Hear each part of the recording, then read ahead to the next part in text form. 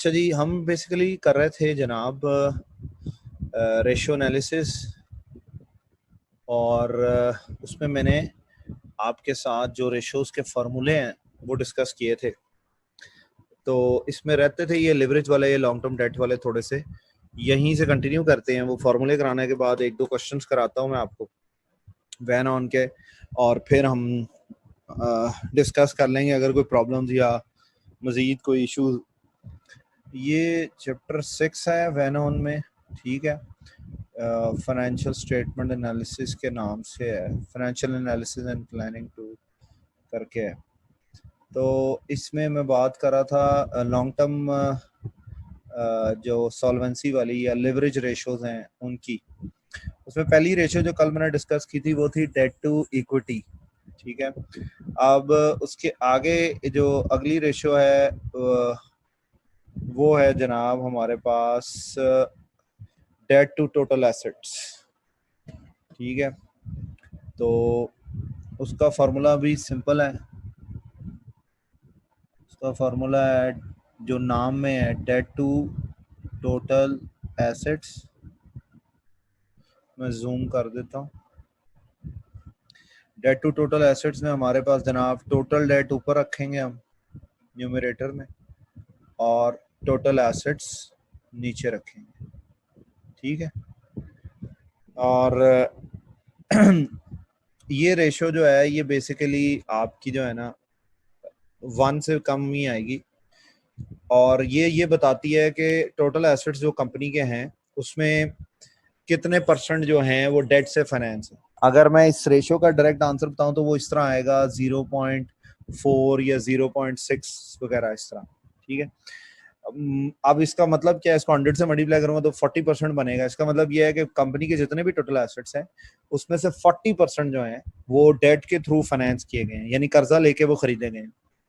तो ये परसेंटेज जितनी हाई होती जाएगी, बिजनेस की जो लॉन्ग टर्म सॉल्वेंसी है या बिजनेस का जो रिस्क फैक्टर है वो उतना बढ़ता जाएगा, और लॉन्ग टर्म सॉल्वेंसी उतने खतरे में पड़ जाएगी। क्योंकि अगर ये रेशो हाई होती है तो इसका मतलब इंडिकेटर ये है कि ओनर की कंट्रीब्यूशन बिजनेस के एसेट्स को अक्वायर करने में कम है, और थर्ड पार्टी से जो कर्जे पे आपने पैसा लिया हुआ है उसकी तादाद ज्यादा है। तो जब लॉसेस होंगे तो ऑब्वियस ही बात है फिर जो नुकसान है वो जो डेटर्स हैं उनका भी होगा। जितनी ये रेशो कम होगी इसका मतलब है इस बिजनेस के सर्वाइवल के या बिजनेस के लॉन्ग टर्म सॉल्वेंसी के चांसेस ज्यादा हैं। ये लोगों को जो है इजीली अपनी जो लॉन्ग टर्म लायबिलिटीज है उनको मीट कर सकता है। फिर लास्ट रेशो है जनाब इंटरेस्ट कवरेज रेशो है, जिसको उसके अंदर लिखा हुआ था टाइम्स इंटरेस्ट कवरेज रेशो के नाम से गिटमैन में, इंटरेस्ट कवरेज रेशो। ये बेसिकली बताती है कि जो हमारा लॉन्ग टर्म डेट है उसके ऊपर जो इंटरेस्ट फिक्स पेमेंट्स हैं बिजनेस ने जो प्रॉमिस किए हैं उनको रीपे करने की कितनी कैपेसिटी है बिजनेस के अंदर। इसका फार्मूला बड़ा सिंपल है, ये वही है जो गिटमैन वाला था। इसमें था हमारे पास ऑपरेटिंग प्रॉफिट यानी कि EBIT divided by interest charge या इंटरेस्ट एक्सपेंस। ठीक हो गया जनाब। तो इसका आंसर जो भी आएगा उसके साथ जो यूनिट यूज होगा वो टाइम्स होगा। 10 टाइम्स है लेट्स सपोज, या 20 टाइम्स है, या 5 टाइम्स है, या 4 टाइम्स है। तो इसकी इंटरप्रिटेशन ये बनती है कि इसका मतलब ये है कि हम ऑलरेडी जो डेट बर्डन हमने उठाया हुआ है या जितना हमने कर्जा लिया हुआ है उसके ऊपर जो भी हम इंटरेस्ट पे कर रहे हैं उससे हम इतनी ज्यादा प्रॉफिटेबिलिटी जनरेट कर रहे हैं कि हम 10 टाइम्स उससे ज्यादा इंटरेस्ट पे कर सकते हैं। तो इसका इंडिकेटर ये है कि इसका मतलब है कि इस बिजनेस को कोई मसला नहीं है, कोई इशू नहीं है। ये अपनी जो लॉन्ग टर्म लायबिलिटी के ऊपर फिक्स इंटरेस्ट की जो ऑब्लिगेशंस हैं या कमिटमेंट्स हैं उनको आसानी से फुलफिल कर सकता है। इसमें टाइम में आंसर जितना हाई होता जाएगा उतना बेहतर है, उतना सिक्योर है वो बिजनेस, या एक लेंडर के लिए उस बिजनेस को कर्जा देना उतना सिक्योर है कि उसको उसकी पेमेंट्स मिलती रहेंगी। जहां तक ताल्लुक है आपका, अल्लाह बुला करे, अगर लो हो जाए ये लेट सपोज नीचे आ जाए, 5 आ जाए, 3 हो जाए, 4 आ जाए, तो इसका मतलब ये है कि इस बिजनेस के लिए मुश्किल हो सकता है। अगर फ्यूचर में प्रॉफिटेबिलिटी में जरा सी भी फ्लक्चुएशन आई तो हो सकता है कि ये बिजनेस अपने जो डेट के ऊपर जो इंटरेस्ट ऑब्लिगेशन है उनको रीपे ना कर सके या इसकी टेंडेंसी ना हो उनको रीपे करने की।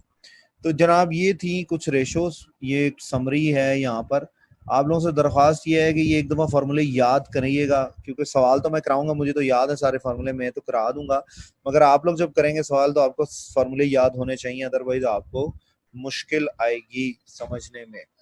मैं क्वेश्चन लेकर आता हूँ, नए पेज से हम इसको स्टार्ट करते हैं। एक दो क्वेश्चन जो हैं वो मैं कराता हूँ, फिर एक दो क्वेश्चन आप मेरे जो नौनिहाल बशिंदे हैं उनसे दरख्वास्त और अल्तमास में करूँगा कि वो करके दिखाएं मुझे। ये क्वेश्चन है। अब ये क्वेश्चन अपनी नौयत में थोड़ा डिफरेंट सा क्वेश्चन है, इस तरह का क्वेश्चन आपने गिटमैन में नहीं किया हुआ, इसलिए मैं चाहूँगा कि आप इसको अहमियत दें।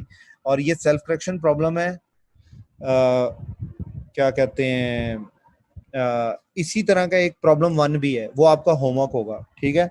ये मैं लिख देता हूँ, ये है बेसिकली पेज 160 के ऊपर, वैन सी हॉर्न, ठीक है। और ये जनाब अल्लाह भला करे आपके पास इसका जो चैप्टर है वो है 6, पेज 160, वैन सी हॉर्न, चैप्टर 6, और ये सेल्फ करेक्शन प्रॉब्लम है, ये आ गई सेल्फ करेक्शन प्रॉब्लम, ठीक हो गया। तो जनाब सेल्फ करेक्शन प्रॉब्लम है, तो जनाब इसमें क्या है कि प्रॉब्लम 1 में वो कहता है कि बान बे cartage company has current assets of $8 lakh, या आपको and current liabilities of $5 lakh, ठीक है। करंट एसेट्स और करंट लाइबिलिटीज का टोटल दे दिया उसने आप।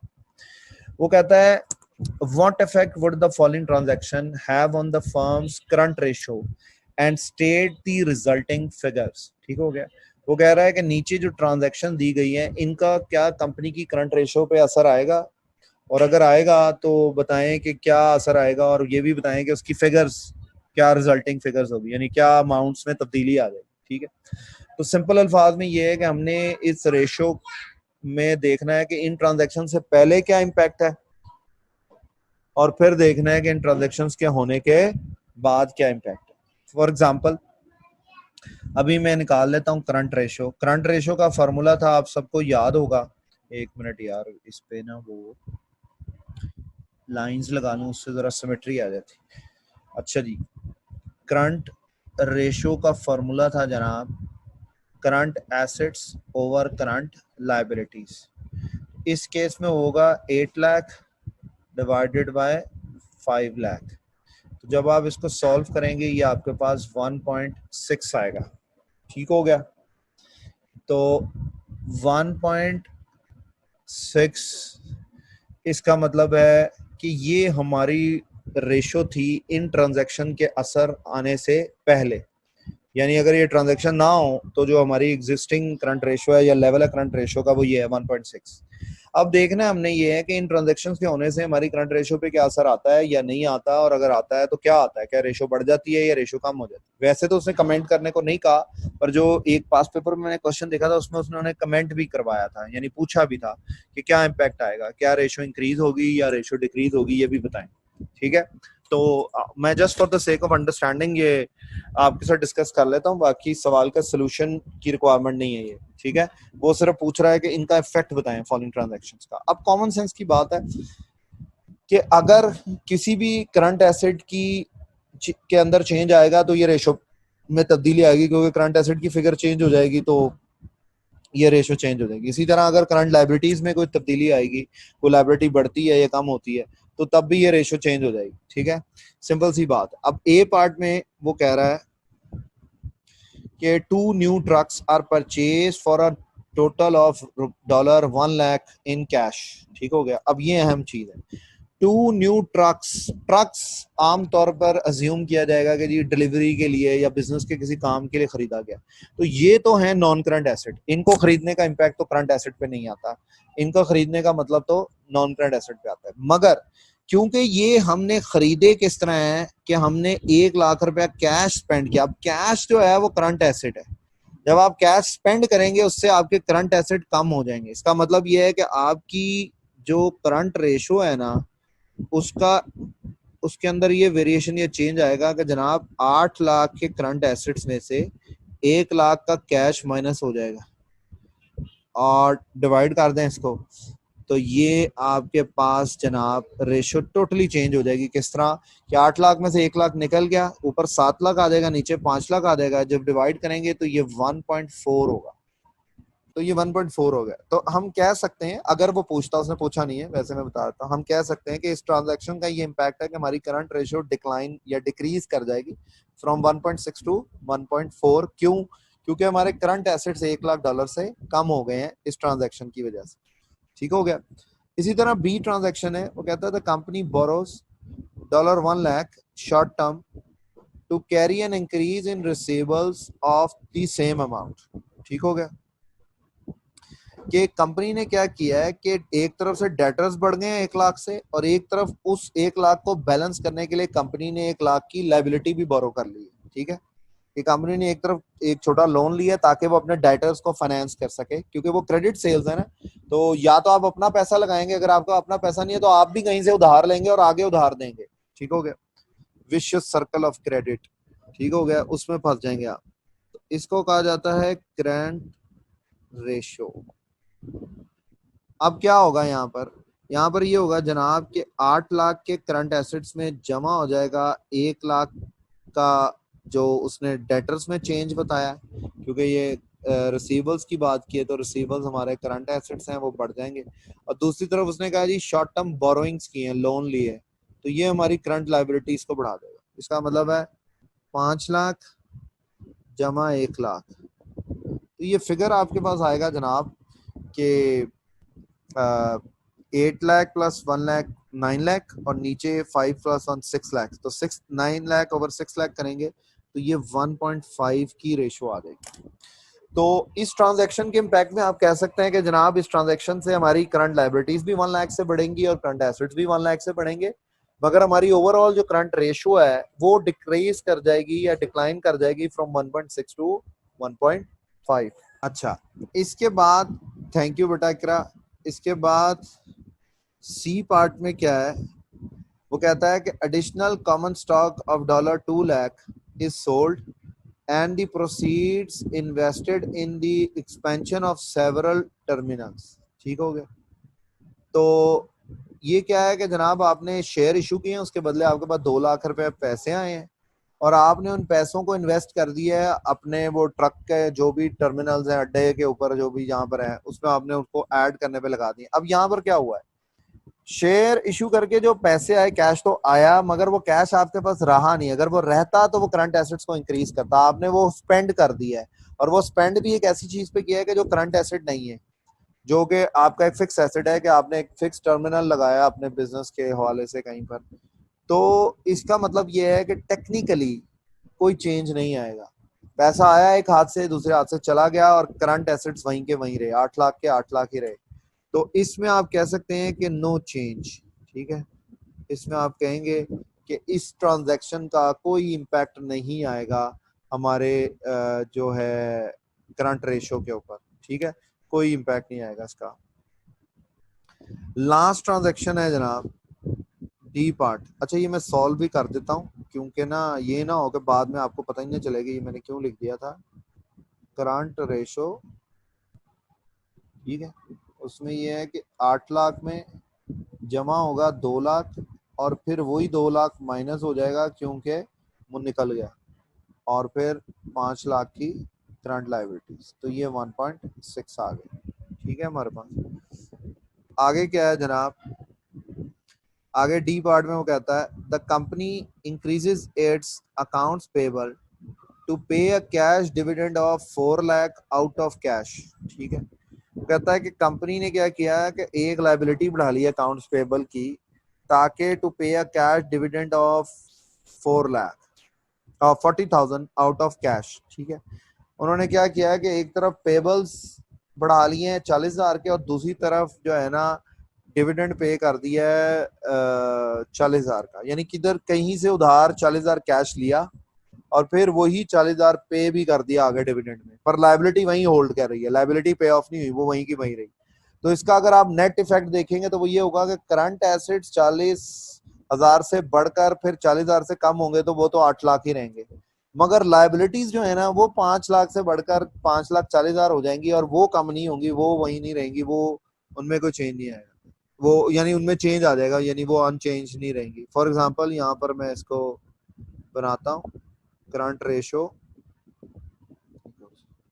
8 लाख जमा 40,000 का उधार लिया, फिर उसी 40,000 से आपने जनाब डिविडेंड पे कर दिया, डिवाइडेड बाय 5 लाख की करंट लाइबिलिटी, और उसमें आपने जमा किया 40,000। ठीक हो गया? तो ये आपके पास आ जाएगा, ऊपर तो 8 लाख रहेगा, नीचे 8 लाख डिवाइडेड बाय 5,40,000 आ जाएगा। तो 8 लाख डिवाइडेड बाय 5,40,000 करो यार, ये मैं 48। ठीक हो गया जनाब, जबरदस्त। तो जनाब इसका इम्पैक्ट आ जाएगा 1.48। इसका मतलब क्या है, सिंपल सी बात है, इसका मतलब यह है कि इस ट्रांजैक्शन का इम्पैक्ट यह है कि हमारे करंट एसेट्स अनचेंज रहेंगे, बट हमारी करंट लाइबिलिटीज जो है वो 40,000 से इंक्रीज हो जाएंगी, जिसकी वजह से हमारी ओवरऑल जो करंट रेशो है वो 1.6 से डिक्लाइन करके 1.48 हो जाएगी। अच्छा, अब ये एक इसका जो सवाल नंबर 2 है ना वो जनरल है, मैं आपके साथ डिस्कस कर लेता हूँ, ये आप लोग प्रैक्टिस कर लीजिएगा, उसमें सारे फॉर्मूले जितने मैंने डिस्कस किए हैं उसकी प्रैक्टिस के बारे में उसने कहा है। ये क्वेश्चन नंबर 2 है, सेल्फ करेक्शन प्रॉब्लम है। वो कहता है कि Acme plumbing company sells plumbing fixtures on terms of 210 net 30। इसका इस सवाल से कोई ताल्लुक नहीं, वैसे मैं समझा देता हूँ इसका मतलब क्या है। इसका मतलब यह है कि ये उधार पे चीजें बेचते हैं, जिसपे वो इनवॉइस पे ये शराइत, ये कंडीशंस लिखते हैं कि जनाब नेट 30 का मतलब है 30 दिन का क्रेडिट है, आपको 30 दिन के लिए उधार है, मगर अगर 2/10 का मतलब है कि अगर आप 10 दिन में पेमेंट कर देते हैं तो हम आपको 2% का कैश डिस्काउंट दे देंगे। ठीक है? वैसे यहाँ पे क्योंकि हम रेशियो एनालिसिस करें, वहां पर इसकी कोई एज सच मेन यूजेज नहीं है, सिर्फ इंटरप्रिटेशन में हम इसको इस्तेमाल कर सकते हैं। अब यहाँ पर 3 सालों का डाटा कंपनी का 20x1, 20x2, 20x3, cash, accountable inventory, fix assets, accounts payable, accruals, bank loan, short term loans, यानी ये वो करंट लाइबिलिटीज दी हुई है, लॉन्ग टर्म डेट दिया हुआ है, उसके बाद कॉमन स्टॉक है, रिटेन अर्निंग्स है, ये दोनों मिलाकर आपकी कॉमन स्टॉक इक्विटी बनती है। ठीक है? और सेल्स और कॉस्ट ऑफ गुड्स सोल्ड और नेट प्रॉफिट जो है, ये तीनों फिगर्स जो हैं वो जो रेशोज हैं आपकी, अल्लाह भला करे, GP ratio, operating profit margin और ये वो, उनको निकालने के काम आ सकता है। ठीक है? अब वो कहता है using the ratios discuss in the chapter analyze the company's financial condition and performance over the last 3 years, are there any problems. ठीक है? अब इसमें उसने कहा है कि जितनी रेशियोज आपने इस चैप्टर में पढ़ी उनको इस्तेमाल करें और इसका एनालिसिस करें, यानी सारी रेशियोज निकाल दें, हर तरह की करंट रेशियोज, और वो जो लिक्विडिटी रेशियोज हैं, जो प्रॉफिटेबिलिटी रेशियोज हैं, और जो आपकी क्या नाम है एफिशिएंसी रेशियोज हैं, और दूसरी शॉर्ट टर्म और लॉन्ग टर्म सॉल्वेंसी, ये सारी निकाल के तो आपने कमेंट करना है कि क्या इस कंपनी में कोई मसला मसाइल आपको नजर आ रहा है, क्या इसकी लिक्विडिटी पुअर है, या ये अपनी लॉन्ग टर्म सॉल्वेंसी में हाई रिस्क कंपनी है, इस तरह के चीजें, ये कमेंट्री उसने करने को कही है। तो ये सिंपल सा सवाल है, ये करने की कोशिश करिएगा, और ये सेल्फ करेक्शन प्रॉब्लम है, इसका सोल्यूशन होगा इधर ही चैप्टर के एंड में आपके पास। ठीक है? तो उससे करके उससे टैली करिएगा, अगर कोई प्रॉब्लम आएगा तो मैं आपके साथ डिस्कस करूंगा। अब जो असल सवाल मैं कराना चाहता था आप लोगों को, वो ये तीसरा कराना चाहता था, क्योंकि ये रिवर्स वर्किंग वाला सवाल है, जिसमें आपको डाटा दिया हुआ है मगर रेशोज की बजाय आपने फिगर्स निकालने हैं इसमें मिसिंग फाइनेंशियल स्टेटमेंट के, तो रिवर्स वर्किंग करनी है, पर अभी टाइम कम है, 4-5 मिनट है, तो ये नेक्स्ट क्लास में इसको हम डिस्कस करेंगे। ये एक सवाल मैं करा देता हूँ, ये हॉरिजॉन्टल और वर्टिकल एनालिसिस का है, ये छोटा सवाल है, ये मैं आपको कराता हूँ, मैं कॉपी कराता हूँ, ये 1 साल मैं करा दूंगा, बाकी साल अल्लाह के हुक्म से इंशाल्लाह ताला तुम लोग कर लोगे। चलिए, ये सवाल है कॉमन साइज एनालिसिस और इंडेक्स एनालिसिस का। ठीक है? तो आज जितना टाइम है इसमें तो शायद एक कॉमन साइज एनालिसिस ही हो सके, एक वो भी एक उसका साल का, तो बाकी सालों का आप उसी तरह कर लीजिएगा। फिर इसी तरह मैं 1 साल का इंडेक्स कर दूंगा, तो वो बाकी सालों के इंडेक्स के साथ भी हो सकेगा। अच्छा, अब इसमें उसी तरह 3 सालों का डाटा है, 20x1, 20x2 और 20x3। और इसमें उसने कहा जी Kedzi Cord company had the following balance sheets and income statements over the last 3 years. एक कंपनी का डाटा है 3 सालों का, नीचे रिक्वायरमेंट है, ये आपकी रिक्वायरमेंट है नीचे टेबल के जहाँ डाटा दिया हुआ है फाइनेंशियल स्टेटमेंट्स के नीचे कि using common size and index analysis evaluate trends in the company's financial condition and performance. Trend analysis से मुराद वही है कि एक कंपनी है उसको हम 3 सालों के ऊपर देख रहे हैं, ये आपकी सेल्फ करेक्शन प्रॉब्लम नंबर 4 है, ठीक है, और बाकी डाटा वही है चैप्टर 6 गेटमैन पेज 161 है मेरा ख्याल 61, ठीक हो गया।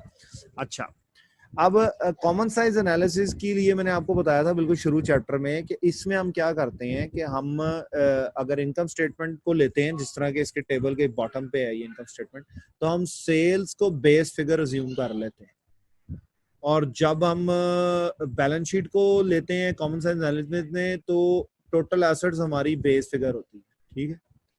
अब मैं सेल्स को डिस्कस करता हूँ, यानी वाले फैक्टर को करता हूँ सेल्स, और यहाँ पे आपके पास 20x1, इसी तरह इसके पैरेलल आप 20x2 और 20x3 भी कर सकते हैं। सेल्स लेस CGS, तो ये आपके पास GP आया कोई नहीं, उसने डायरेक्ट ही आपके पास ले लिए हैं सेलिंग और जनरल एंड एडमिन एक्सपेंस, ये बेसिकली आपके ऑपरेटिंग एक्सपेंडिचर्स हैं जिनको उसने डायरेक्ट ले लिया, उसने GP नहीं निकाला। चलो कोई नहीं, हम भी वही उसी तरह कर लेंगे, सेलिंग एंड एडमिन या जो भी एक्सपेंस। उसके बाद आपके पास उसने माइनस किया जनाब इंटरेस्ट को, इंटरेस्ट के बाद उसने डायरेक्ट निकाल दिया है प्रॉफिट बिफोर टैक्स या अर्निंग्स बिफोर टैक्स। उसके बाद उसने माइनस किया टैक्सेस, और फाइनली आपके पास आ गया प्रॉफिट आफ्टर टैक्स, ठीक हो गया। कैलकुलेटर्स रेडी रखें, शाबाश। अब इसका मतलब है कि सेल्स अगर बेस फिगर है ये 11,863, तो इसको हम 100% अज्यूम करेंगे। इसका मतलब 20x1 में सेल्स हमारी 100% है उस साल की, उस साल के कंपैरिजन में। अब जो नीचे दी गया डाटा है ये CGS का और ये सारा एडमिन एक्सपेंस वगैरह, इस सब को हम क्या करेंगे सेल की फिगर से डिवाइड करेंगे और 100 से मल्टीप्लाई करेंगे, और ये सब चीजें सेल्स की परसेंटेज में कन्वर्ट हो जाएंगी। फॉर एग्जांपल अगर मैं CGS की बात करूं, उसका वर्किंग का हवाला दे देते हैं, वर्किंग 1 कर लेते हैं। वो वर्किंग 1 ये होगी कि जनाब वर्किंग 1 CGS के लिए कर रहे हैं हम कि CGS जो कि है 8,537 divided by sales 11,863 multiply by 100। जी जनाब शाबाश, बताइएगा कितने बनता है, कितने परसेंट बनता है? कुछ हाई है ये, कोई 75-80% की 71.96। कितना? 71.96। ठीक है 71.96, राउंड ऑफ कर लेते हैं इसको, 72% हो जाएगा अप्रॉक्सीमेट, ठीक हो गया, क्योंकि बहुत थोड़ा डिफरेंस है ना, फिर वो आसानी होगी हमें। अच्छा, तो ये आ गई जनाब आपके पास 72% की, तो अंडरस्टैंड इम्प्लाइड है कि 28% GP है, ठीक हो गया। वैसे रिक्वायर तो नहीं हमें दिया हुआ, इसीलिए सेलिंग और एडमिन एक्सपेंस को इसी तरह हम कर लेंगे। सेलिंग एंड एडमिन एक्सपेंस की वर्किंग 2 आ जाएगी हमारे पास, selling general and admin expense. अच्छा, क्लास का टाइम 1 मिनट रह गया है, तो अगर ये ख़त्म हो जाए तो यहीं से ख़त्म करके फिर हम नेक्स्ट क्लास में इसको मुकम्मल कर लेंगे। 2276 डिवाइडेड बाय 11,863 मल्टीप्लाई बाय 100। जी जनाब शाबाश, ये कितना आया? 19.18। 19%, 19.18 जी, राउंड ऑफ कर दिया, बेहतरीन हो गया। जो उधर थोड़ा कम ही थी वो इधर पूरी हो जाएगी, इस तरह मैनेज हो जाएगा। तो ये आपके पास आ गया जनाब 19%। इसी तरह इंटरेस्ट की वर्किंग कर लेते हैं, तो ये 73 डिवाइडेड बाय 11,863 हो, ये पॉइंट्स में आ जाएगा आंसर आपके पास यकीनन। तो ये वर्किंग नंबर 6.15 की बात है, 6.15 0 समथिंग नहीं आएगा, 73 है का।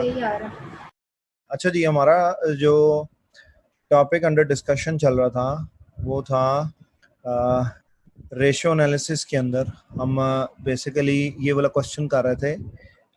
पेज 161 है इसका, वैन हॉर्न की बुक का, और ये था बेसिकली वर्टिकल और इंडेक्स एनालिसिस, यानी कॉमन साइज और इंडेक्स एनालिसिस। मैं इसमें कॉमन साइज की डिस्कशन कर रहा था अभी, यानी कॉमन साइज के ऊपर प्रैक्टिस हम कर रहे थे, वहीं से इसको कंटिन्यू करता हूँ।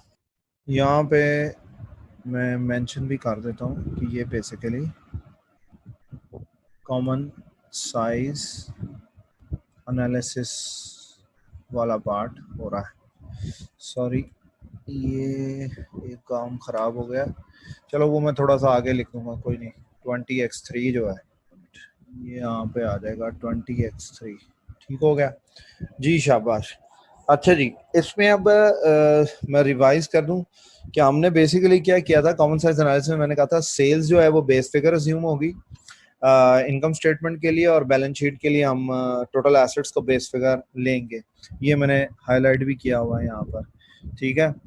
उसके बाद मैंने कहा था कि इनकम स्टेटमेंट के लिए हम हर फिगर को सेल्स की परसेंटेज में कन्वर्ट करेंगे, जिस तरह यहाँ पर हमने ये वर्किंग्स भी की हैं, जिसमें अल्लाह भला करे आपका हमने सीजीएस को कन्वर्ट किया है 72% में, सेलिंग एंड एडमिन एक्सपेंस को 19% में।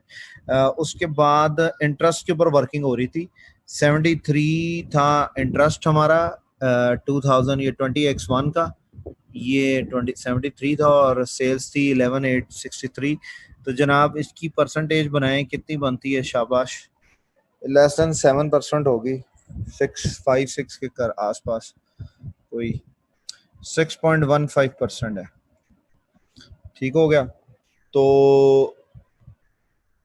अल्लाह भला करे आपका, हम इसको राउंड ऑफ करके 6 कह सकते हैं, क्योंकि 6.15 है ना, तो हम कह सकते हैं कि ये 6% है, ठीक हो गया। अब इसका हवाला दे देते हैं हम कि ये वर्किंग नंबर 3 है। इसके बाद प्रॉफिट बिफोर टैक्स आ जाएगा। प्रॉफिट बिफोर टैक्स ये है हमारे पास 977 वाला, ये आ गया राउंड ऑफ करके 6%। वर्किंग नंबर 4 आ गई प्रॉफिट बिफोर टैक्स की परसेंटेज बनाने के लिए, तो ये जनाब 977 है डिवाइडेड बाय 11863 मल्टीप्लाई बाय 100। जी शाबाश, बताएं ये कोई 8.235, ठीक हो गया। अच्छा जी, तो अल्लाह भला करे आपका, हम इसको डिवाइड कर लेते हैं, ये 8.235 है, 8.5 भी हो गया राउंड ऑफ करके, ये भी 8% हो गया, या 8.2% कह सकते हैं राउंड ऑफ करके। टैक्सेस हैं जनाब, टैक्सेस हैं 390 के, तो ये आपके पास आ जाएगी वर्किंग नंबर 5 टैक्सेस के हवाले से, वो आ जाएगी 390 डिवाइडेड बाय 11863 मल्टीप्लाई बाय 100। ये राउंड ऑफ करके 3.2875 कितना? 3.287। 3.28 अच्छा अच्छा, ये सारे पीछे ही राउंड ऑफ हो जा रहे हैं।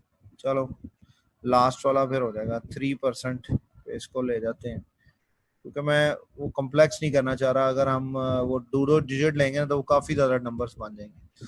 लास्ट में है प्रॉफिट आफ्टर टैक्स, वो है 587, तो ये आपके पास आ जाएगी जनाब वर्किंग नंबर 6, ये हो जाएगा 587 डिवाइडेड बाय 11863 मल्टीप्लाई बाय 100। जी शाबाश, बताएं ये कितना बनता है? 5% के करीब आ जाएगा, 4.9 4.9। 948 तो इसको 5 जी कर देते ना, राउंड ऑफ करके 5 कर देते, क्या ख्याल है? ठीक है, ये आ गया हमारे पास 5% का प्रॉफिट आफ्टर टैक्स। अच्छा आयशा बेटा, मैं करता हूँ इंटरेस्ट वाले की कह रही हूँ, इंटरेस्ट 73 की, वो 6% नहीं आएगा, वो 0.6% आएगा जो मुझे लग रहा है, वो तो बहुत बहुत कम है वैल्यू। रुको मैं करता हूँ, 6% भी नहीं आएगी। आ रहा था। हाँ 0.6 आएगा ना, वो बहुत थोड़ा है वो। मैं भी करता हूँ एक दफा, 73 डिवाइडेड बाय 11863, हाँ जी वो 0.0061 है। तो जब मैं 100 से मल्टीप्लाई भी करूंगा ना तो वो 0.06% आएगा। समझ रहे हो मेरी बात? 0.61%। 6.6% लेंगे उसको, 6% नहीं लेंगे। ठीक है, ठीक हो गया, ओके, डन हो गया। अब मैं करेक्ट कर देता हूँ इसको। अच्छी बात है, शाबाश बेटा आयशा, आपने बताया है, ये बात हाईलाइट की। मैं इस पे जरा अभी काम करता हूँ, इसको कर हैं 0.6%। ठीक हो गया, तो ये आ गया जनाब हमारे पास इसकी परसेंटेज का ब्रेकअप। अब आप लोग एक काम करें कि आप लोग शाबाश इसी मेथड के तहत जो 20x2 और 20x3 है उसकी परसेंटेजेस बनाएं, इसी जो कॉमन साइज एनालिसिस की है, ताकि आप लोगों की भी प्रैक्टिस हो जाए और आप लोगों के हाथ से भी एक दफा ये सवाल निकल जाए। इसके बाद मैं इसी इनकम स्टेटमेंट की इंडेक्स एनालिसिस भी कर दूंगा, और आप लोगों ने फिर जो इसकी वो होगी ना, अल्लाह भला करे, बैलेंस शीट, वो मुझे मुकम्मल करके देनी होगी। उसमें मैं 1 साल कर दूंगा, तो फिर आप लोग जो दूसरा और तीसरा साल है वो आप लोग मुझे करके दिखाएंगे, जिस तरह इसमें मैं अभी आप लोगों को प्रैक्टिस करवा रहा हूँ। शाबाश, जल्दी से। अच्छा आयशा बेटा 2 मिनट दो, जिन्होंने नहीं किया वो कर लें, फिर मैं आपसे आंसर्स पूछता हूँ, टैली करते हैं। हाँ जी, कोई हाँ ना नहीं आई, ना क्लास का बता रहे हो ना बता रहे हो, सवाल किया है, क्या इरादे हैं, किधर गायब हो तुम लोग? सर हो गया 2002 वाला। अच्छा, 2002 वाला हो गया, चलो ठीक है। 3 वाला भी कर लो, फिर आंसर्स टैली करते हैं। आयशा ने किया हुआ है, वो बताती जाएंगी, आंसर टैली करते जाएंगे हम। और क्या नाम है, क्लास का भी तो बताओ ना, शरादे शरादियो। कोई प्रॉब्लम नहीं है, आप ले लें क्लास। अच्छा, नहीं नहीं, मैं डबल नहीं करना चाह रहा, यही क्लास में कह रहा हूँ 40 मिनट्स पूरे कर लें, क्योंकि 8 बजने वाले हैं ना, ये तो 10 मिनट रह गए, ये तो 40 मिनट भी पूरे नहीं होंगे, कोई इशू नहीं है। इसलिए कह रहा हूँ। चलो 2002 की फिगर्स बताते जाओ, फिर 3 भी आएगा तो टैली कर देंगे। 2002 वाली फिगर्स बताएं शाबाश। कितनी कितनी सेल्स तो आएगी 100%, क्योंकि वो उस साल की सेल उस साल का 100% होगा। ये है 14,952। सीजीएस कितनी है? 74। 74। शाबाश, 74 है सीजीएस। उसके बाद सेलिंग एंड एडमिन एक्सपेंस क्या है? 16%। अच्छा ताजीन बेटा, सॉरी मैंने मैसेज आपका भी पढ़ा है, 1 मिनट, ये बेटा वर्किंग है, ये देख लो। सेलिंग एंड एडमिन 16% है, मैं देखता हूँ, 1 मिनट। ताजीन बेटा ओके करना, जब आप वर्किंग देख लो कर लो बेटा। 16.5 है तो इकरा कर सकते हैं उसको 17, हम 0.5 से कम होता तो फिर हम उसको 16 रहने देते। 0.5 या उससे ज्यादा आ गया तो हम उसको राउंड करके 17 कर सकते हैं। ओके, चलो जी 2002 वाली फिगर्स पे हम आते हैं दोबारा। सेलिंग एंड एडमिन एक्सपेंस का जी 16% है। इंटरेस्ट जारी बात है वो भी कम होगा, ये 0.6 था, वो इस बार थोड़ा सा बढ़ गया होगा, 188 हो गया, तो 1 पॉइंट समथिंग हो, 1.324। हाँ 1.25 हो गया, तो 1% कर लेते हैं इसको राउंड ऑफ करके। ठीक है, इसके बाद नीचे आ जाएगा प्रॉफिट बिफोर टैक्स, ये भी मेरा ख्याल है इसी के आसपास ही होगा, इसमें कोई खातर खा। 7.8, हाँ वो ये राउंड ऑफ करके 8% ही रहेगा। ठीक है, और उसके बाद टैक्सेस हैं 452, ये 3 रहेंगे। उसकी रीज़न है कि वो कम हो गया, वो सॉरी रेवेन्यू भी तो बढ़ गया है, अगर टैक्स बढ़ा है तो रेवेन्यू भी बढ़ गया। इधर 717 है, ये भी 5 के ही आसपास होगा, कहीं 5 ही है।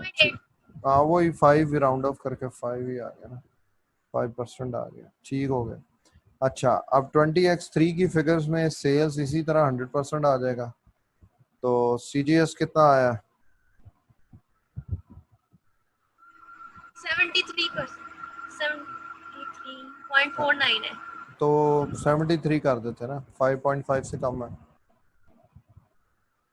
ठीक है, इसके बाद सेलिंग एंड एडमिन एक्सपेंस आ जाएंगे, वो आ रहा है 17.08 मेरे साथ शेयर किया किसी ने, राउंड ऑफ करके 17 ही कर देते हैं। 17% है।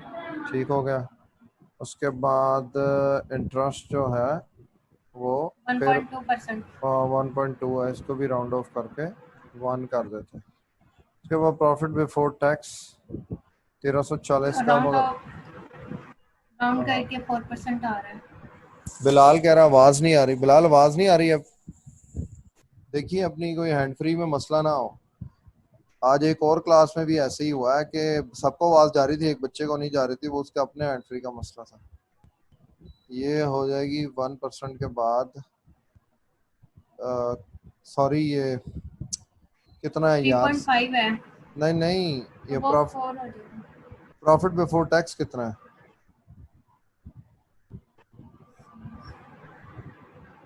1340 है ना? 8 ही आएगा राउंड ऑफ करके। जी सर। राउंड ऑफ करके 8 और टैक्स 3% ही रहा होगा क्योंकि वो रेवेन्यू भी बढ़ गया। 3.5 है वो। 3.5 हो गया। जी सर। हाँ टैक्स बढ़ गया, इस लेवल पे आ गया। इसका मतलब टैक्स में जंप आ गया। 3.5 है। इसको राउंड करके हम 4 कर देते हैं जनाब। और फाइनली ये लास्ट 5% ही है। ये 5 ही है। ये जी सर। 5 नहीं ना होता, ये 4 होना चाहिए क्योंकि वो बैलेंस नहीं ना होगा। 4.67 है। 4.6 है, फिर इसका मतलब इसको राउंड ऑफ नहीं कर सकते, दोनों को हमें उस तरह लिखना पड़ेगा, अदरवाइज हमारी इक्वेशन बैलेंस नहीं होती। क्योंकि ये देखो ना, प्रॉफिट बिफोर टैक्स 8% है, यहाँ पे क्या था, टैक्स अगर 3 था तो प्रॉफिट आफ्टर टैक्स 5 था, यहाँ पर भी 3 था तो 5 था, तो वहां पर 3.5 और 4.5 इस तरह उसको हम लिख सकते हैं अगर हम इक्वेशन को बैलेंस करना चाहते हैं। क्योंकि ऊपर अगर 4 लिखते हैं तो नीचे 4.5 लिखने से भी वो इक्वेशन बैलेंस नहीं होगी। तो ये जनाब आपके पास 3.5 और ये 4.5% आ गया। ठीक हो गया। अच्छा जी, तो ये हो गया जनाब कंपनी की कॉमन साइज एनालिसिस में। अब अगर इसमें हम गौर करें तो क्या है ऑब्जर्वेशन में हमारे आता, वो ये है कि पहले साल के मुकाबले में दूसरे साल में सीजीएस 2% से बढ़ गई है, उसके बदले में सेलिंग और एडमिन कॉस्ट हमने 3% से कम कर ली है, और साथ में हमारा इंटरेस्ट जो है वो तकरीबन कोई आधे परसेंट से बढ़ गया है। यहाँ 0.6 था, वहां पे 1.2 समथिंग था, 1.25 कुछ ऐसा था, तकरीबन 0.6 से इंटरेस्ट बढ़ गया। बाकी प्रॉफिट बिफोर टैक्स और टैक्स और प्रॉफिट आफ्टर टैक्स का status with respect to revenue उतना ही रहा, यानी सेल्स के मुनासबत से रेशोज में उतना ही रहा। जब हम गए उधर 2003 में, तो हम क्या देखते हैं कि कॉस्ट ऑफ गुड सोल्ड को थोड़ा सा कंट्रोल किया गया, 1% से नीचे लाई गई, मगर उसके बदले में सेलिंग एंड एडमिन एक्सपेंस 1% से बढ़ गया, और इंटरेस्ट कमोबेश तकरीबन वहीं रहा इन प्रोपोर्शन टू, वैसे तो इंक्रीज हुआ है इंटरेस्ट, मगर विद रेफरेंस टू या विद रिस्पेक्ट टू सेल्स या रेवेन्यू जो है वो उसी परसेंटेज चेंज से वो बढ़ा है।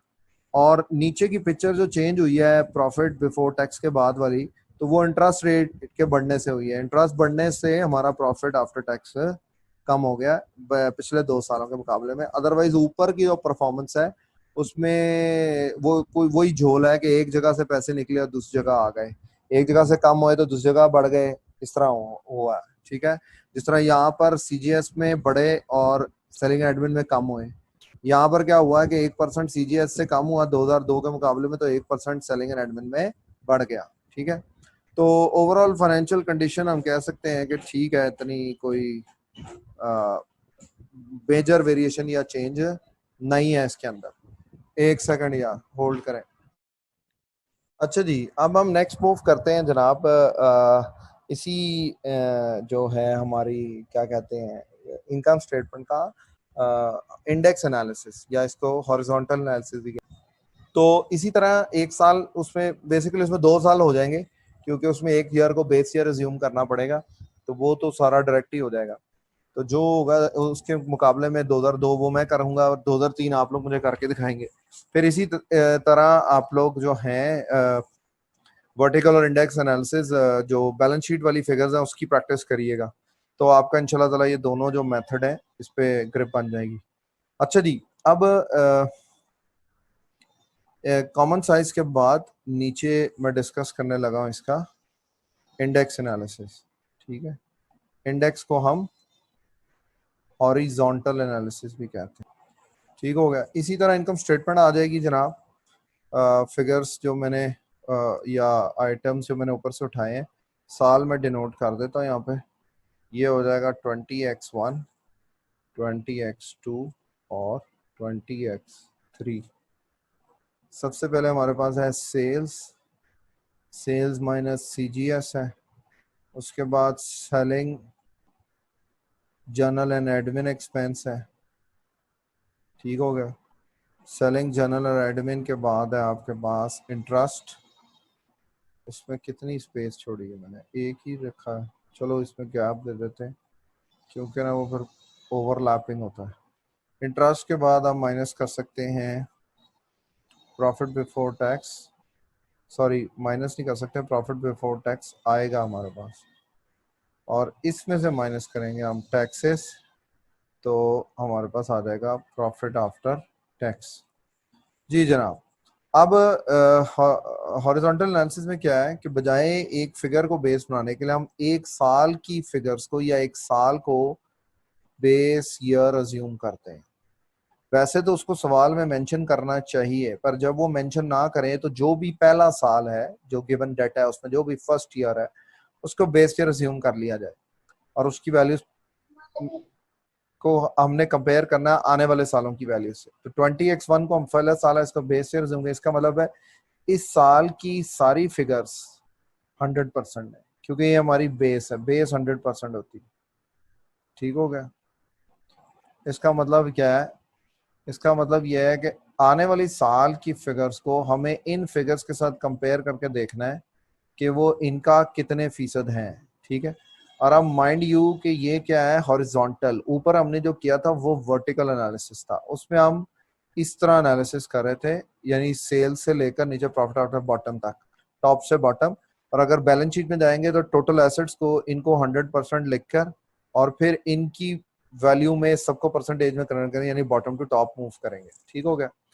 तो अब यहाँ पर हॉरिजॉन्टल एनालिसिस में क्या होगा, आपका लेफ्ट टू राइट या right to left.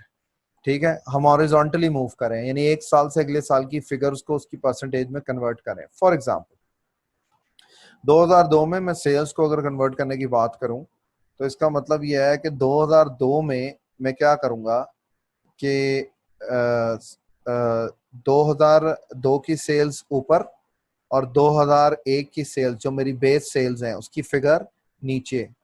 For instance मैं यहाँ पर हवाला दे देता हूँ, ये वर्किंग वन है।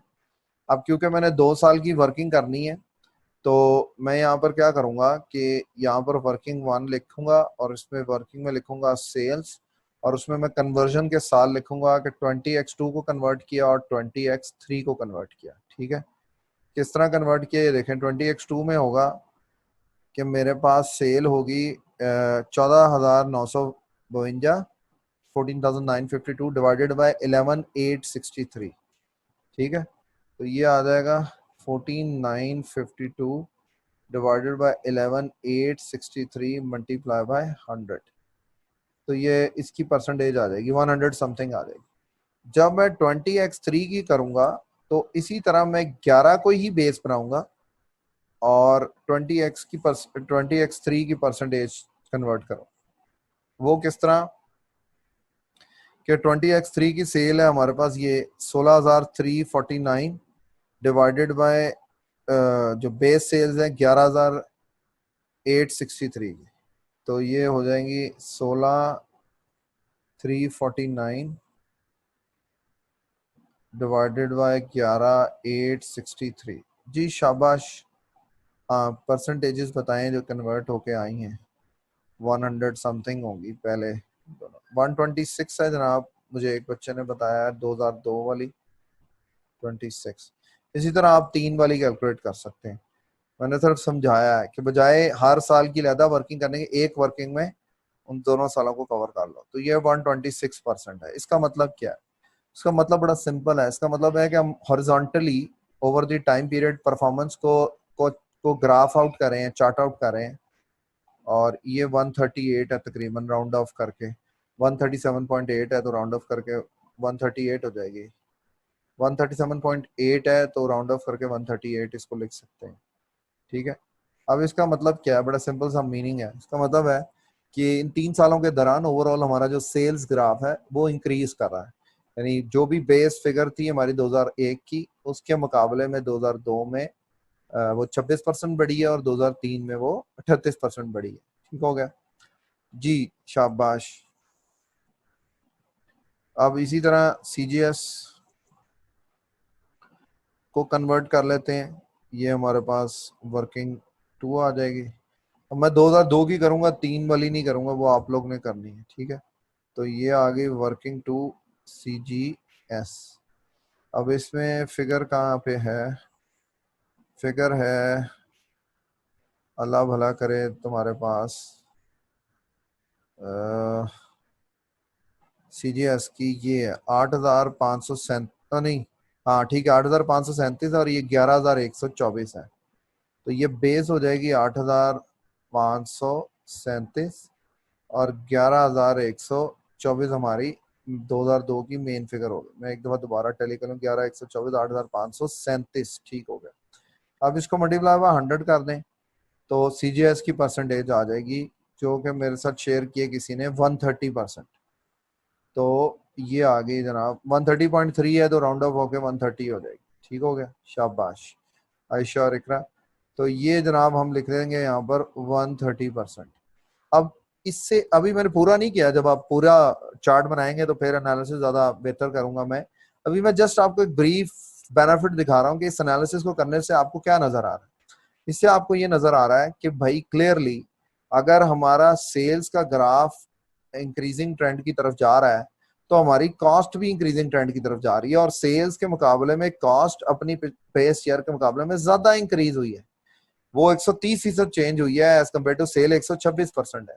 तो इस तरह का एनालिसिस क्या होता है कि आपकी जो बाजार फिगर्स में इंक्रीजिंग ट्रेंड नजर आता है, उसमें से जो आप कह लें वीक पॉइंट्स हैं या ऐसे एलिमेंट्स जो बेसिकली फिगर्स में छुप गए थे, वो हाईलाइट होना शुरू हो जाते हैं कि यार हर इंक्रीज के पीछे जरूरी नहीं है कि सब अच्छा ही हुआ है, और चीजें भी, ऐसी चीजें भी बढ़ गई हैं उस इंक्रीज के साथ जो आपकी कॉस्ट इंक्रीज कर रही है। तो ओवरऑल प्रॉफिटेबिलिटी को फायदा नहीं हो रहा, उल्टा आपकी प्रॉफिटेबिलिटी को नुकसान हो रहा है। सारी बात है, जब कॉस्ट ज्यादा बढ़ेगी तादाद से एज कम्पेयर टू रेवेन्यू के, ऑब्वियस ही बात है, इसका मतलब प्रॉफिटेबिलिटी की कोई खातर खा इंक्रीज नहीं होगी।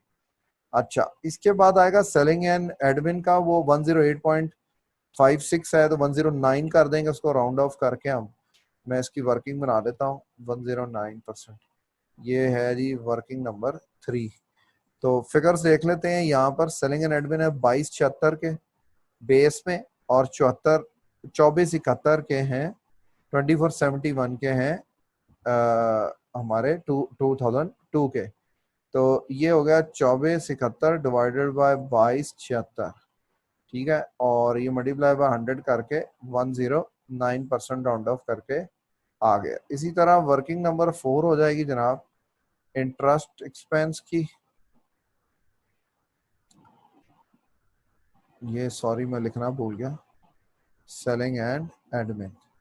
अच्छा, ये क्लास में 1-1.5 मिनट रह गया तो एंड हो जाएगी, तो ठीक है, हम वहीं से कंटिन्यू कर लेंगे। आप बाकी जो 2003 है वो मुकम्मल कर लीजिएगा, फिर कल फिगर्स दिखवा के मैं इंटरप्रिटेशन करा दूंगा।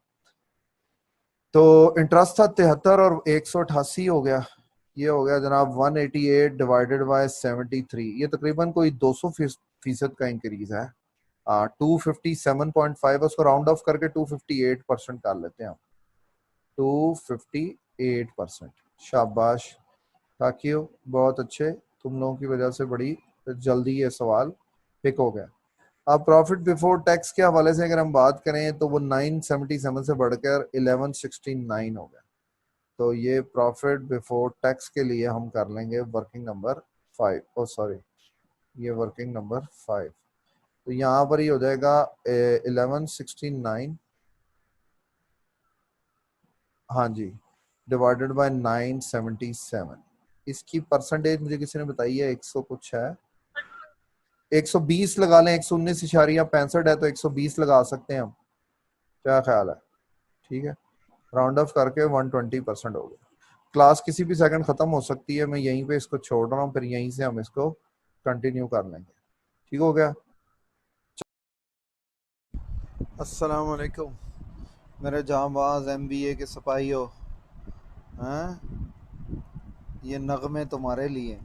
अच्छा मेरी बात सुनो बच्चों, ये हम कल कर रहे थे क्वेश्चन, बेसिकली जो इंडेक्स वाला पोर्शन था, हॉरिजॉन्टल एनालिसिस वाला, इसके ये आखिरी 2 स्टेप्स मुकम्मल कर रहे थे। फिर 2003 वाला या 20x3 वाला जो है वो आप लोगों ने मुझे करके दिखाना था।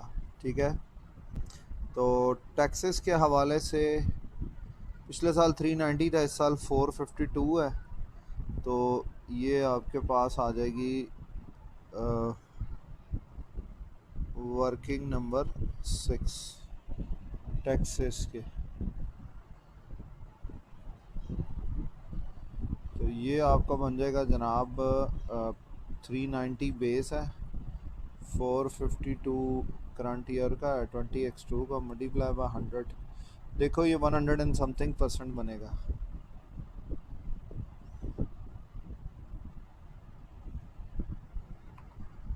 शाबाश, शेयर करें आंसर। 100 ठीक हो, 115.89 है 115.89 है जी, तो 16 हो जाएगा। हाँ, 100 116। हाँ 116 ठीक हो गया, 116%। ठीक हो गया। उसके आगे है जनाब प्रॉफिट आफ्टर टैक्स के हवाले से अगर हम बात करें तो उसकी बेस फिगर है हमारे पास 587 और इस साल का है 717। ठीक है, तो प्रॉफिट आफ्टर टैक्स बन जाएगा $717 डिवाइडेड बाय $587 मल्टीप्लाई बाय 100, 122। 122%। जी जनाब, शाबाश। तो ये मुकम्मल हो जाएगा जनाब, ये 116% और ये 122%। ठीक हो गया जनाब। इसी तरह 20x3 को मुकम्मल करें, शाबाश। और फिर आंसर्स हम टैली करते हैं आपस में बाकियों के और सबके। ये मैं थोड़ा सा मिनिमाइज़ कर देता हूँ ताकि आपको सारी वर्किंग्स नज़र आए। जूम आउट कर दिया है मैंने, अगर ज़्यादा ही छोटा ना हो जाए। चलो देखो, खैर करो मुकम्मल। 20x3 वाला बताओ मुझे, फिर उसके हिसाब से हम वैल्यूज़ पुट करते हैं।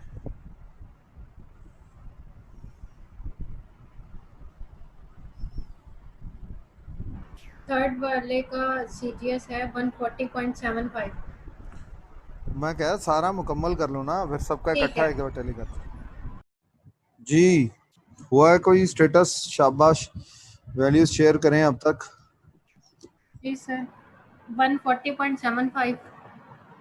141 कर लेते हैं ना, ठीक है जी, जी।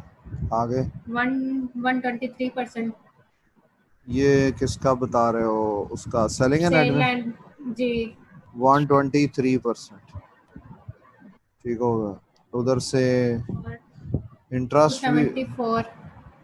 274%। उधर से PBT 137%। 37%। टैक्सेस हैं 148% और 130।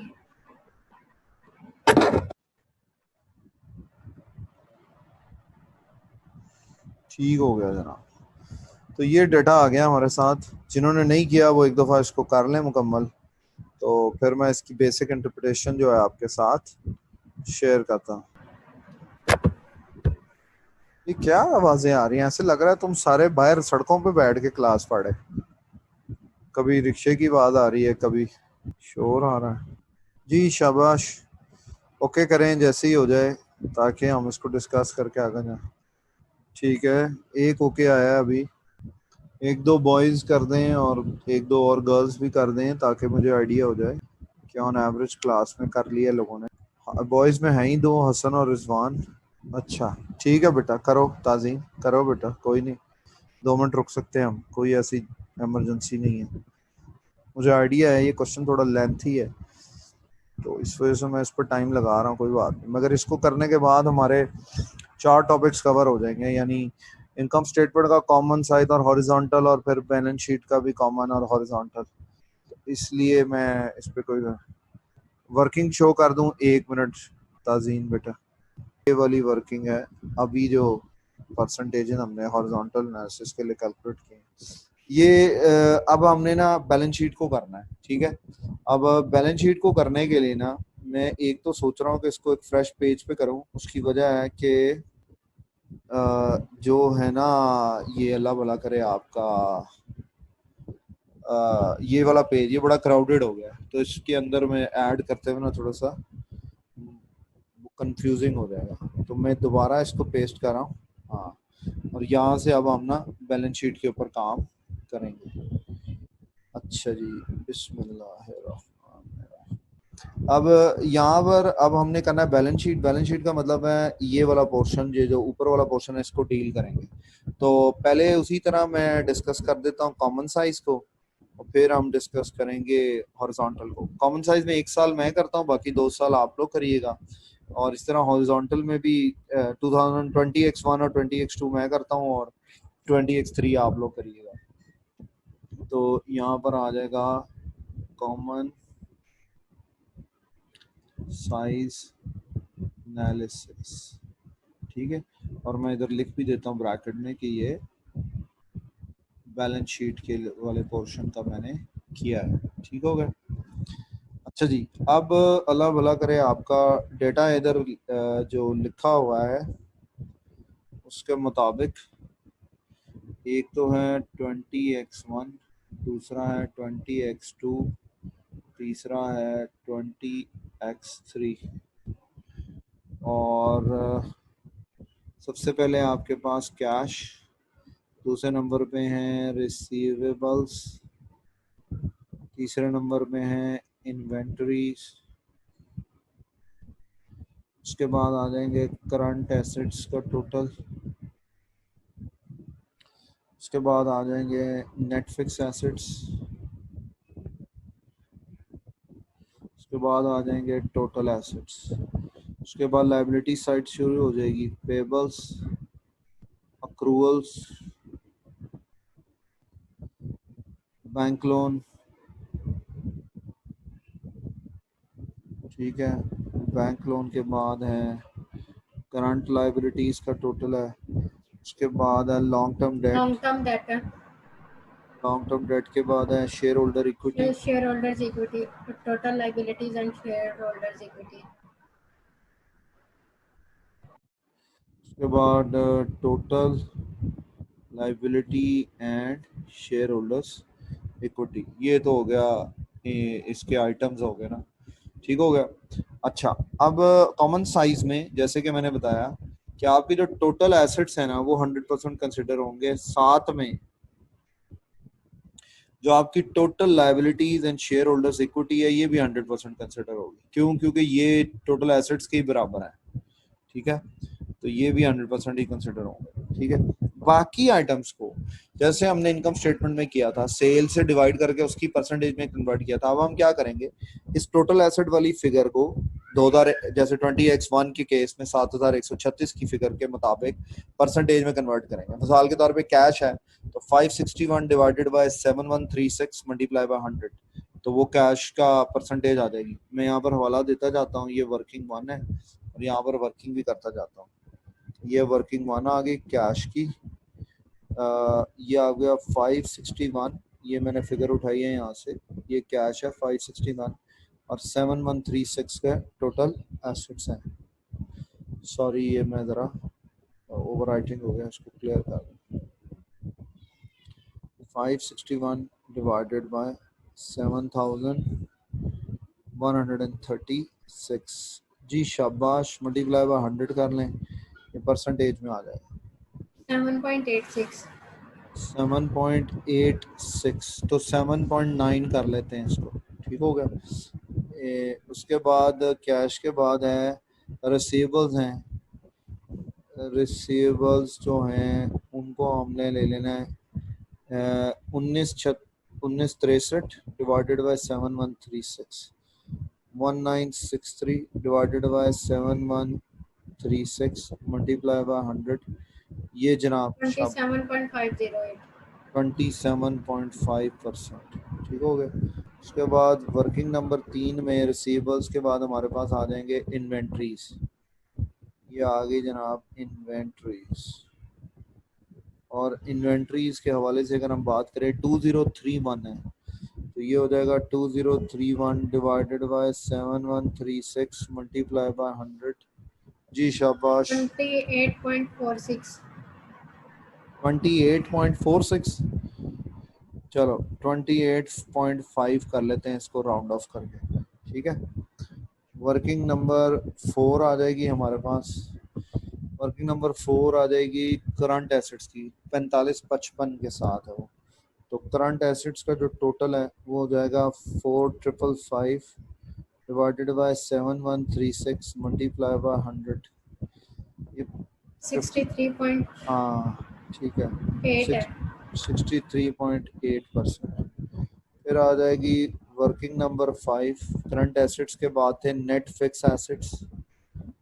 नेट फिक्स्ड एसेट्स, ठीक है। इनके लिए हमारे पास वर्किंग बनेगी नेट फिक्स एसेट्स की है 2581 के हवाले से। 2581 डिवाइडेड बाय 7136 ठीक है ये जनाब। 36.16 है। जी शाबाश। जी जी, ये आ जाएगा 36.16 है। 168 है। 168।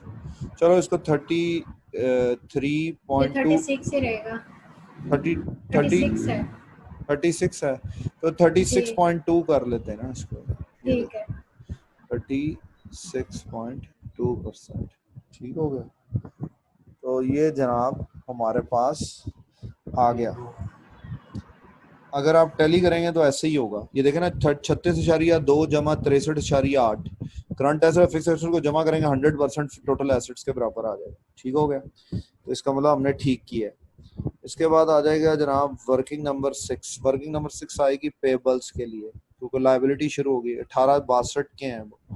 तो वर्किंग नंबर 6 में आ जाएगा जनाब आपके पास पेबल्स। ये आ जाएंगे 1862 डिवाइडेड बाय 7136 मल्टीप्लाई बाय 100।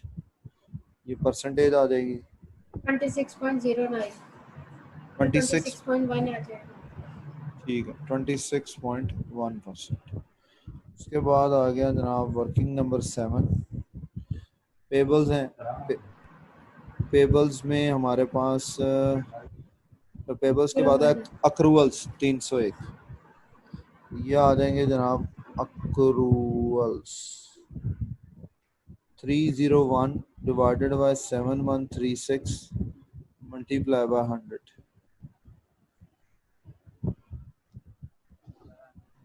4.2 ठीक है। अक्रूवल्स हो जाएंगे 4.2। उसके बाद है बैंक लोन, तो ये आ गया 4.2%।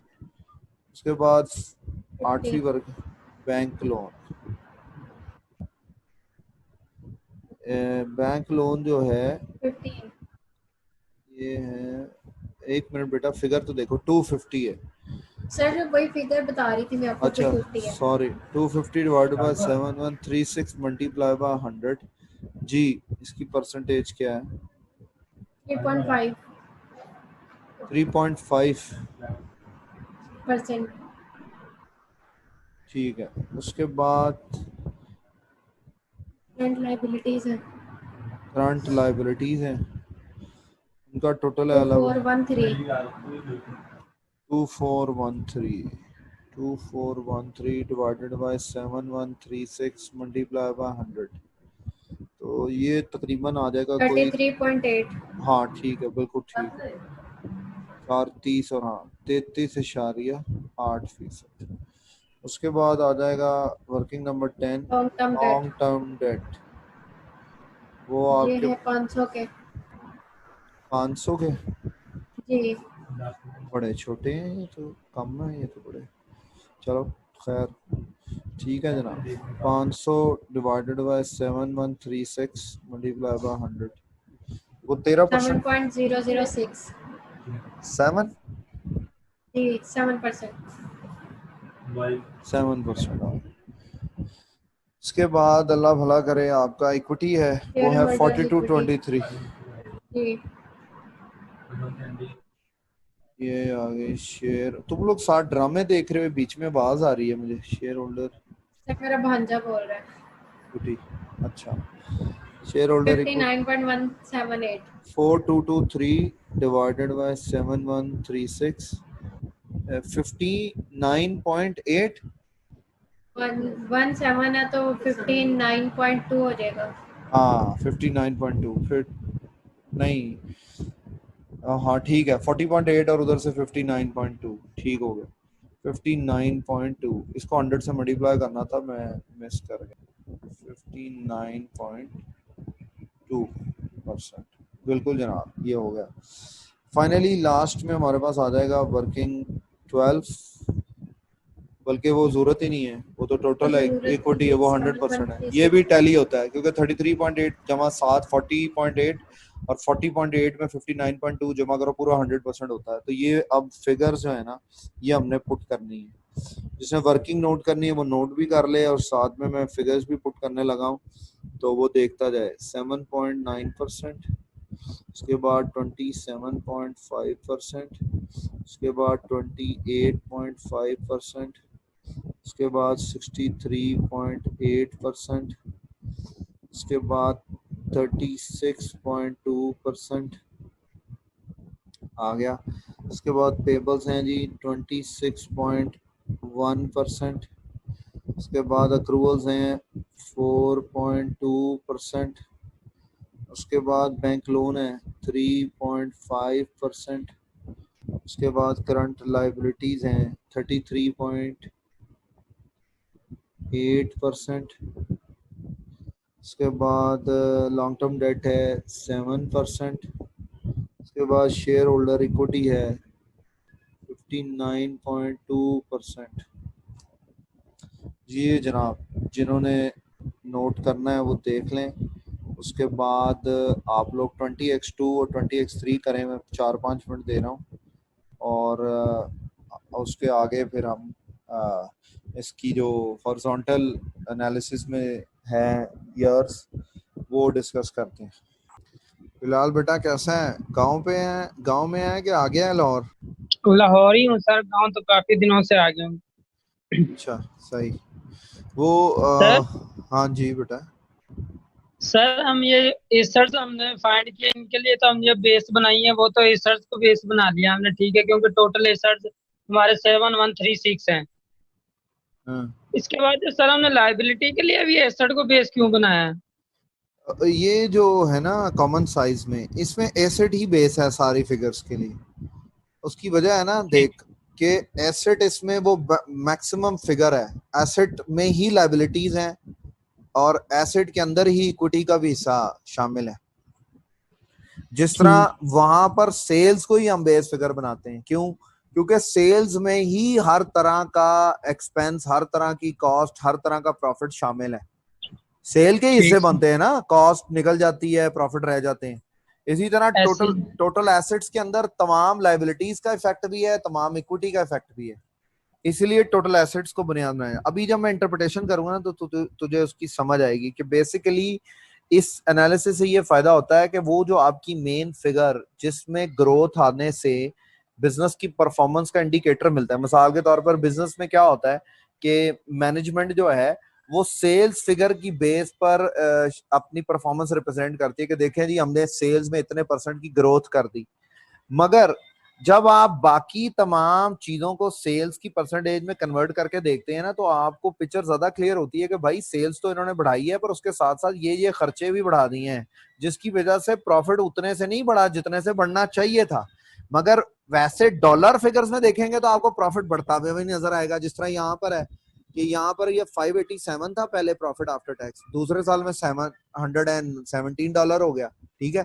अब प्रॉफिट तो बढ़ता नजर आ रहा है, पर वो जो पीछे हमने परसेंटेजेस निकाली हैं उसमें नजर आ रहा है कि यार टेक्निकली जितनी परसेंट से सेल बढ़ी है उस हिसाब से प्रॉफिट नहीं बढ़ा, उल्टा वो कम हुआ है थोड़ा सा। हमने तो वो खैर राउंड ऑफ कर दिया था ना 5% पे, तो वो ये हुआ था कि पिछला 4.8 या 9 था और अगला 4.7 या 8 था, 0.1% कम हो गया था उल्टा। तो तीसरे साल में मजीद 4.6 आ गया था और 0.2 कम हो गया। तो इसलिए ये एनालिसिस जो है ना, ये बेसिकली तुम कह लो कि आपकी जो परफॉर्मेंस की जो हिडन वो है ना एस्पेक्ट्स, उनको जरा क्लियर कर देते। हाँ इकरा बेटा 2 मिनट वेट करो, बाकी भी जरा कर लें तो फिर चलो मैं 2 मिनट और दे रहा हूँ, शाबाश करें, ठीक है सर मैं तब तक X3 कर लेती हूँ। हाँ हाँ बेटा कर लो, मोस्ट वेलकम। बाद में भी आप लोगों ने ही करना है, अभी कर सकते हो तभी कर लो, मामला ऐसे ही है। अच्छा अब 1 मिनट रह गया, ये मुकम्मल कर लेना और कल ना हम इसका हॉरिजॉन्टल वाला करवा के ना, तो ये इंशाल्लाह ताला कंप्लीट हो जाएगा। कल मैं ये 20x2 और 20x3 जो है ना, ये आप लोगों से पूछ के करके मुकम्मल, तो इसकी इंटरप्रिटेशन डिस्कस करने के बाद हम बैलेंस शीट की ना वो करेंगे हॉरिजॉन्टल या इंडेक्स एनालिसिस, और अल्लाह खैर करे ये खत्म हो जाए। फिर इस चैप्टर में से ना वो रिवर्स वर्किंग वाले 1-2 सवाल मैं कराऊंगा, तो ये चैप्टर भी खत्म हो जाएगा, ठीक है। तो उसके बाद फिर आगे हैं 2-3 चैप्टर हैं, कैश फ्लो जैसा है और एक वर्किंग एसेट मैनेजमेंट है, वो आपसे फिर इंशाल्लाह ताला मैं